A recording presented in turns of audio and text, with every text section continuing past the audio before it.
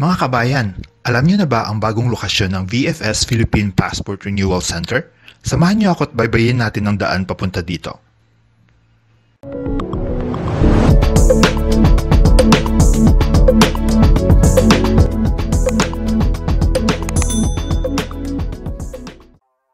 Mga kabayang OFW sa Riyadh, alam niyo ba na ang pag-renew ng passport ngayon ay hindi na kailangang gagawin sa ating embahada?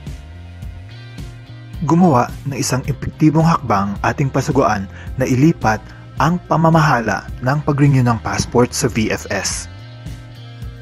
Ang VFS ay isang pribadong ahensya na bihasa sa kalakaran patungkol sa mga gawain sa pag-renew ng visa at pagbibigay ng passports.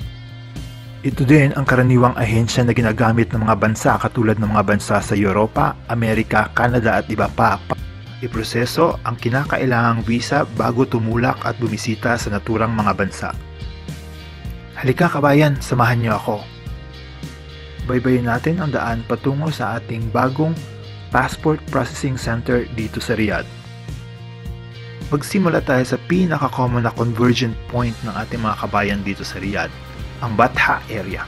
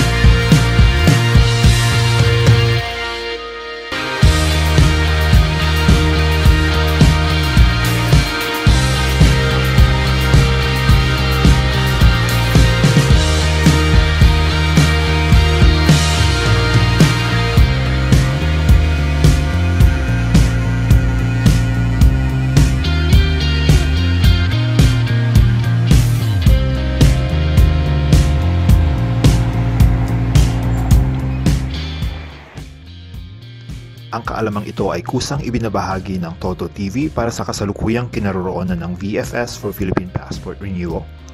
Ang anumang opisyal na pahayag, impormasyon at mga alituntunin patungkol sa mga pamamaraan sa pag-renew ng passport ay makukuha patin sa opisyal na tanggapan ng ating pasuguan. Puntahan po ang FB page ng website ng ating Philippine Embassy sa Riyadh para sa dagdag na kaalaman. Ang geolocation link ay makikita din sa detalye ng video na to.